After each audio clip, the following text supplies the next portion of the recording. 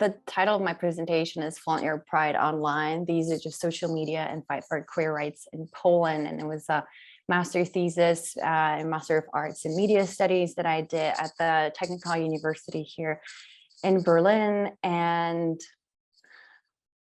just at the very beginning to give you a little bit of a context and it's like a theoretical conceptual experiment more than a full-blown study. I was planning to interview more people that I did in the end. The thing is, it was happening during the pandemic. So I had, it was quite difficult to reach out to people and actually do interviews with them. So this conceptual experiment, this study, is about LGBTQIA+ individuals in Poland using social media to pursue activism, especially during the time of the pandemic. And I was trying to see how and if and how social media is enabling domestic activism to flourish within the specific setting of Polish gender and sexual minorities. What is very important to know when we talk about this is a little bit of this background. So during 2006 and 2007, when actually I was at school, the Polish Minister of Education, he rolled out an anti-homosexuality content filter for schools, which meant that if you were using a computer that was connected to the network within the school, you could not access any websites that were mentioning the words homosexuality, lesbian, gay, LGBT, these words that were already quite limited at that time in Poland. So that meant that a lot of people, very young people, were completely excluded with any access to information because, you know, like almost 20 years ago, not every person had access to the internet at home. We did have smartphones and social media. So that was very limiting for young people and their access to certain information. And also one of the school directors appointed by Roman Giertych said officially that active homosexuality is contrary to human nature because the objective of the school is to explain the difference between good and evil, beauty and ugliness. It has to explain that homosexual practices lead to drama, emptiness, and degeneracy. And this kind of message has been reused by the right-wing populists and right-wing movements in Poland and in Eastern Europe, and it's still used today. So we're still dealing with this kind of narrative coming. Then also the LGBTQIA+ communities and the activists are on one hand facing this hard right, traditional populist backlash, and then on the other hand there is this push for maximization of this becoming this Western standard, and it's like you have to reach this standard as a community in order to be accepted. There is not much space for Eastern European communities to be taken as serious, and there's not a lot of understanding for the need of different kinds of activism and different kinds of milestones that have to be reached. And it's not about, for example, becoming, you know, the way, I don't know, other Western countries are and how they are dealing with LGBTQIA+ people and their rights, but it needs to be a different kind of development and it has to be allowed. Another thing that is very important is what I kind of started talking about already, is the in-betweenness of Eastern Europe. It's called sometimes the New Europe. Some of the countries are a part of the European Union, some of them are not. And there is also not enough acceptance of the complexity of this region, that it is Europe, but not really Europe. And also this, Dr. Nguyen Vu said that this is the in-between zone of Eastern Europe. It's not really a colony, it's not really Europe, we're often being completely ignored, and it's not only within academia, but also within social discussions and discourses. It's as if Germany ends and Russia begins, and there is nothing in between. And in my work, I address the West versus East divide, and I think there is still a lot of work we have to do as the scientific community, as the academic community. And my work is also this attempt to disassemble and reassemble the ideological concepts of the West that are being pushed on other communities. It's to queer the concepts through the lens of Central and Eastern European countries and their optics. It's also important to become this part of the global conversation. And in order to be able to do so, you're required to adapt these foreign labels, the language, definitions, and the categories of Western identity politics. And then the West is considered by the West itself the standardized ideal that other regions should strive for. And this is a point that really needs to be criticized and reflected on. So I proposed in my thesis this term Westeronormativity, and it's kind of based on the concept of heteronormativity, cis heteronormativity, but it's reflecting the Western hegemony within the academic world and also beyond. And this term is, I thought of it as a tool to label certain expectations for the rest of the world to catch up with the neoliberal capitalist normativity, which through decades of colonial research were established as this norm that by Western academics is often not questioned enough. And it is disregarding the nuances and specificities of various non-Western cultures.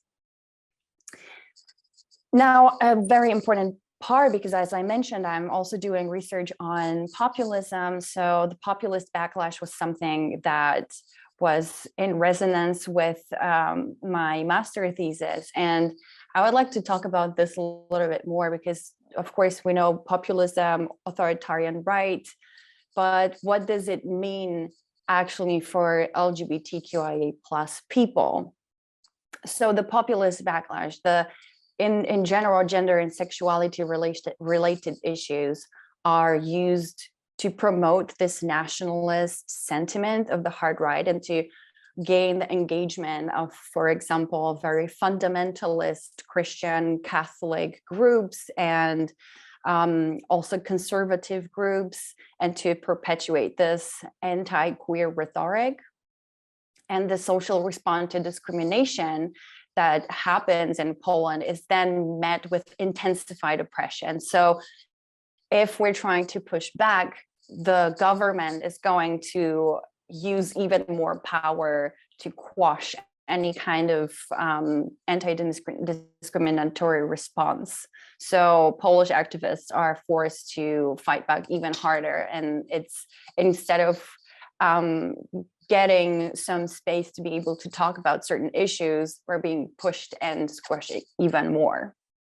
Also, populism uses this idea of gender ideology, although there is no such thing actually. And this gender ideology that has been invented by the right, it targets gender and sexual minorities, it supports abortion bans, and it purposefully skews the findings of gender and queer studies just to mock LGBTQIA+ people. So for example, Kaczynski, who is kind of like this equivalent of Orban, let's say, but in Poland, his official position within the government is not important, but everybody knows that he actually has the most say within the Polish politics, and it has been so for many years now. And he knows that because he doesn't have officially a high position, like a prime minister, for example, we won't have the possibility of really holding him accountable for what he's saying. And he's already started his newest campaign because we're going to have elections soon. he started already his campaign, and he's going to many cities and doing horrific anti-trans, transphobic propaganda. And he also said that, for example, these ideologies and philosophies, it's all imported. These are not internal Polish mechanisms. They are a threat to Polish identity, to our nation, and to its existence, because the populists want to shape this Polish traditional identity that has held within the borders of the country, and that we need to protect it at all costs. And everything that is not Christian, not white, not supporting the ultra conservative views is deemed as foreign, and then that therefore it's othered, and therefore it's being rejected and stigmatized as this Western concept. And it's something that is very interesting, because I am also talking about Western concepts that are being imposed on other countries, but they're trying to use the same rhetoric to be exclusionary towards queer people. So it's a very thin line, but it has to be, I want to point it out that it is the way they use it. They also are abusing, for example, the words of anti-colonial thought, because they're also saying, oh, we are rejecting LGBTQIA people, we are rejecting gender ideology because this is neocolonialism, which is in its own a very complicated logic that they're trying to use to discriminate against queer identities. So then populist backlash, it breeds anti-genderism. So we have this gender ideology, and then it's being turned into anti-genderism. And what is anti-genderism?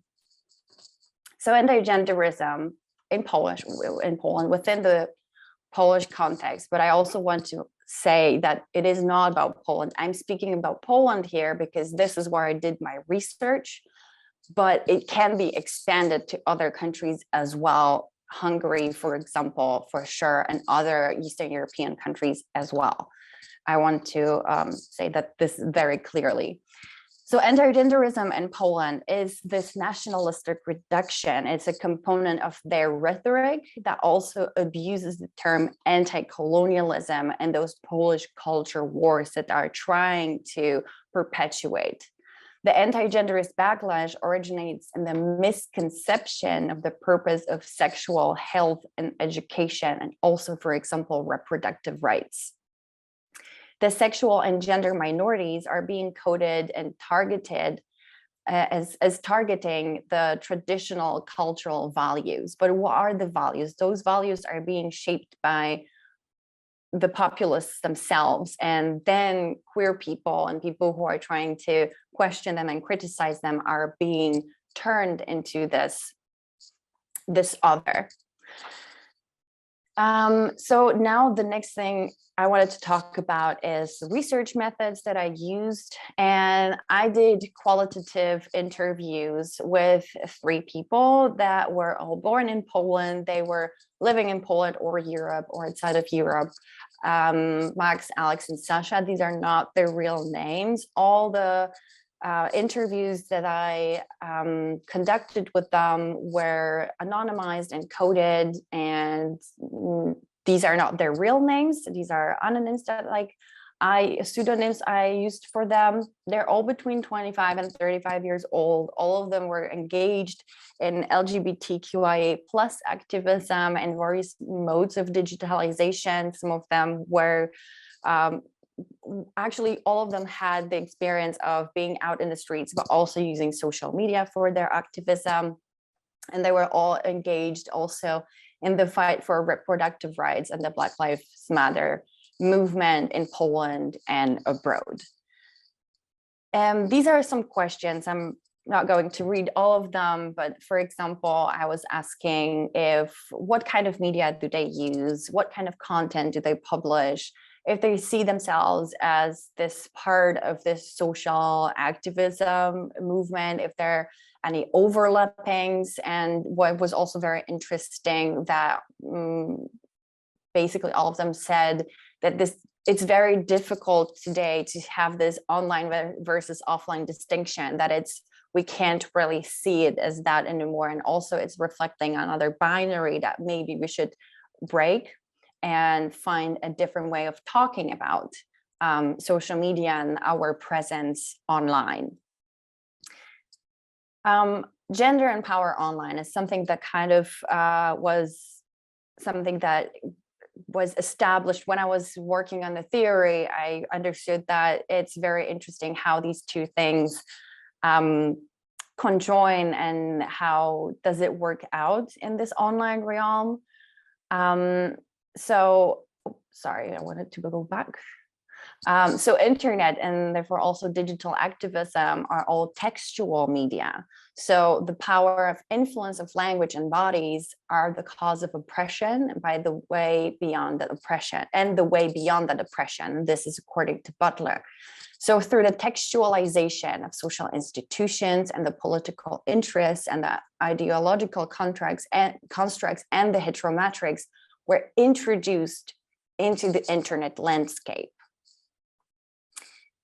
And then within compulsory systems, queer people must learn how to navigate the web of institutional reinforced heterometrics. Those systems like compulsory cis heteronormativity are corrupting today digital spaces that grow along with the growth of the digitalized society. So Butler says true gender is a fantasy inscribed on the surface of bodies, but how is it inscribed on bodies that find themselves within the digital realm? And this is how sexuality and gender are connected to the recent devices of power in the modern digital age. And that's why there is this possibility of social media or of activism on social media and in this digital realm.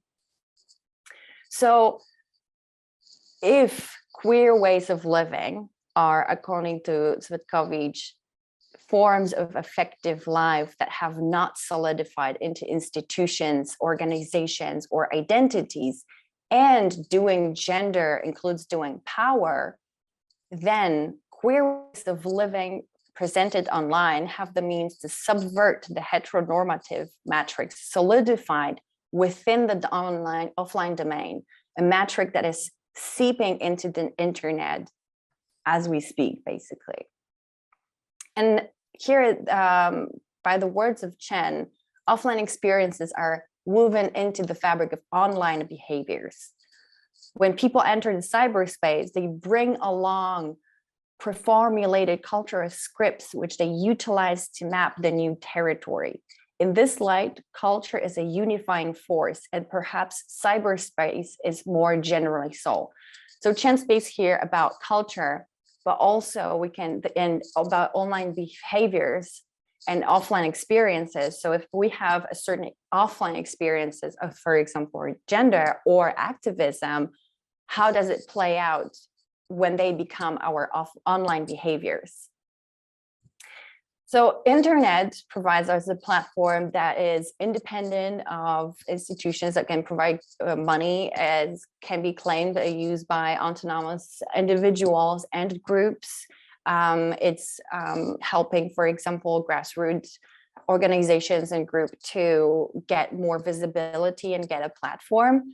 It also helps, it's a way of communication that skips middle persons, because I can post something on social media regarding activism and directly people who follow me can see it. There is no one that I have to go through besides the app itself, but there is no person, no one that it has to go through to actually get with the message to the people. And then also it poses an attempt of altering, dissolving, re-articulating, and perhaps also a complete rejection of the gender ideal.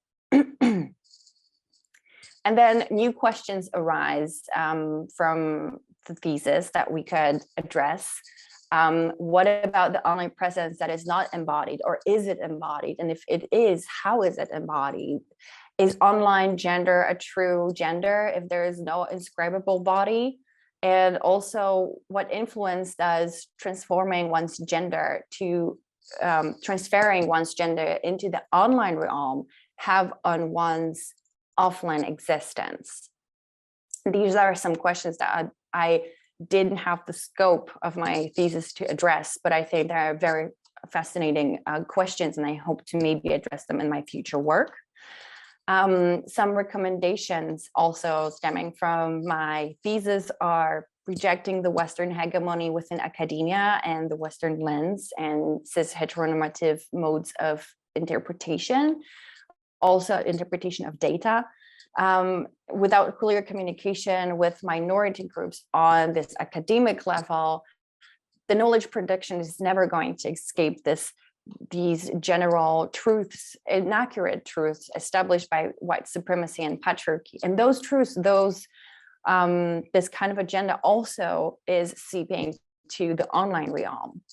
And also the hypothetical outcomes that I'm proposing here should not be projected onto the whole LGBTQIA+ community as one, but inform society about distinctions and inconsistencies across the queer communities and their modes of tackling oppression, violence, and systemic exclusion. Further research, how does the society translate identities into the online realm, knowing that the offline-online distinction is not elaborate enough to capture all nuances and complexities of modern life? It's a bigger research question that is also very interesting.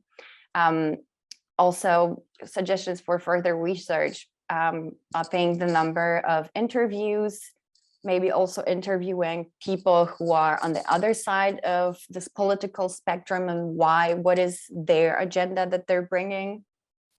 Also, doing the same kind of research in other Eastern European countries would be very interesting. And also talking about how this neglect, how on one hand, there is this neglect of the interest of the queer community, and how does it play with this anti-EU sentiment that is also very, very broad within, for example, Poland and the Polish right-wing movements. So that was my presentation. Thank you all so much for your attention. And I'm happy to hear your questions during the discussion break.